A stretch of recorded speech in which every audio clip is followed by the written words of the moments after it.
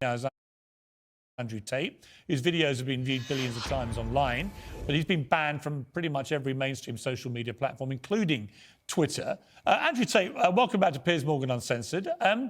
Your take on this, I think, is quite interesting because you've been a victim of being, if victim's the right word, but you've been removed from social media platforms for your opinions.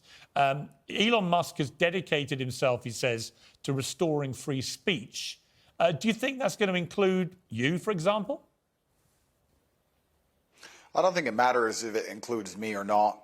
I think what's important is that free speech is the #1 weapon against absolute tyranny. And although you cannot have complete free speech because then conversations completely break down into asinine insult fests, I do like the idea of the changing of the guard when it comes to control over information. Is it possible, Andrew Tate, to actually police something like Twitter, to be a platform for genuine free speech? Or is it so toxic and tribal now that whatever happens, you know, before we had all the people on the right screaming away that they were being no platformed and so on. Now you've got all the people on the left screaming that they're being diminished in some way.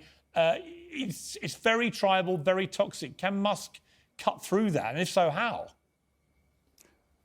Yeah, it's going to be extremely difficult. There's always going to be one group of people who are extremely unhappy, but I think that anybody who's perspicacious enough to understand the truth of what's been going on in the world recently will know that the left and their narratives have certainly been protected for a very long time. And the universe has swings and balances, and God often restores balance to the universe, and perhaps it might swing the other way for a while. I truthfully am a person who believes that all points of view are extremely important, because as soon as you block points of view, you have absolute tyranny. And in a way, it's sort of self-defeating, isn't it? Because you carried on getting huge attention. It was interesting to me that when you came on the show, for example, we've had, I think, nearly 6 million people have viewed the whole interview that we did, which is a huge number of people, certainly far higher than watched it on conventional television. So you have a whole world out there online which operates away from social media platforms. Yeah, I've been very, very successful in spite of them, but not many people can do that. I'm in a pretty unique position, but I think that everybody needs a voice to a degree, and social media platforms are now the most important platforms on the planet. They control information, and they influence real-world decisions, and they influence people's perception of reality. The last few years of COVID have been a perfect example of what happens when you censor one side of the argument and you only allow one point of view to be purported by the matrix in and of itself, and that's how you end up in tyrannical situations. I think you were just discussing that, Piers. Yeah, and I think that's a perfectly valid point. You know, people have quite rightly held me to task over some of the positions I took during the COVID pandemic, notably when the scientists said as a definitive fact that you couldn't transmit the virus if you had the vaccine. It turned out that wasn't true. And I based my observations on that supposed fact and said, right, well, in that case, if you refuse to be vaccinated, you shouldn't get the same rights as people who've been vaccinated. If it's true that if you're unjabbed, you can pass it on. It turned out, actually, there's not much difference whether you've been vaccinated or not. And at that point, I changed my mind. But I felt that there were a lot of people who were being deplatformed from Twitter at the time for questioning the validity of scientific statements, and they would then be a complete U-turn. So I do think it was a very interesting period, actually, for testing what free speech means. It was actually worse than that. You're right, Piers, but it was actually worse than interesting, because what happens is when you censor an entire side of the argument and only allowed one side of the argument to have a voice, you are changing reality in real time. You are shaping the world.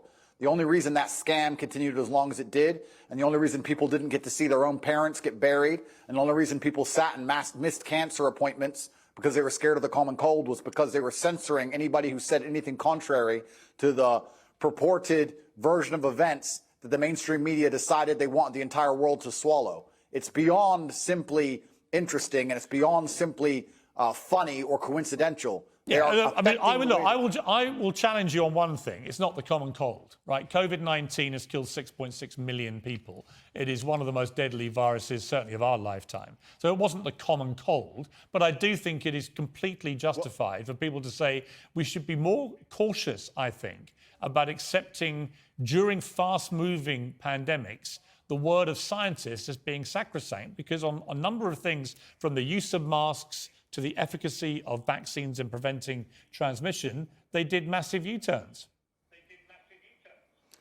I've read enough history books to know that the people who do the censoring are never the good guys. And they've been censoring a lot of arguments for a very long time in the name of good. They are weaponizing virtue, and it's always in the name of tyranny. Anybody who is out here trying to silence an entire side of an argument on any subject, whether it's COVID-19, immigration, anything else, they are the evil people who are out for absolute mind control of the populace. And they should be feared. I certainly agree. I certainly agree that I think the healthiest thing for any democracy is for all views to be aired and debated. We seem to have lost the ability to debate. You know, when I interviewed you, yeah, we had a few fractious moments, but actually, I thought it was a pretty spirited debate between people who perhaps had, you know, preconceived views of each other. And I've got no problem interviewing you now about these because I think you have an interesting take on this stuff. And that's the key to life. When you reach that level of adolescence in your mindset where you can't handle any point of view that is contrary to your own, then you're truly a broken person. And that's what the internet is purporting. It's very interesting you said about Twitter being tribal. There's a large contingent of people on Twitter who simply cannot handle reading an opinion which differs from their own. And that is a degree of immaturity that we do not need adults to be functioning with in the modern world. No, I agree. If you were Elon Musk, this idea of charging $8 now a month, whatever it is, to access the blue tick premium Twitter account, would you do that? Would you pay the extra? I think that social media companies for a very long time have lived in an absolute fantasy where they've printed money from thin air by charging people for pixels, and they grew into these large conglomerates with too many staff sitting around doing nothing, having coffee breaks. And Elon Musk is a businessman. He's walked into the office and he's firing a bunch of people who are messing around doing nothing, and he wants his business to make money, as it absolutely should. And how he decides that happens is his prerogative.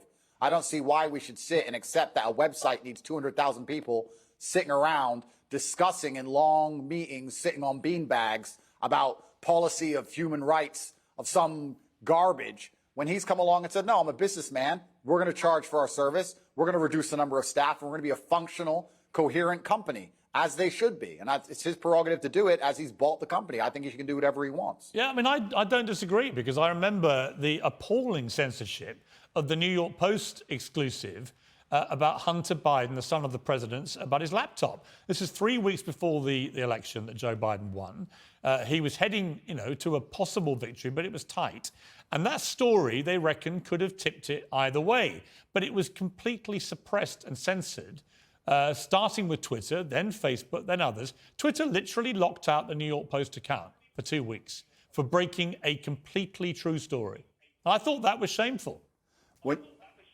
It's worse than shameful. It's worse than shameful. When you control information, you control the real world. They affect the real world in real time. They are genuinely affecting the reality people live in. They are not just a company. They're not just a social media platform. It affects absolutely every single person on the planet when it changes who is elected. I don't want to comment specifically on Hunter Biden or the laptop. I would never kill myself.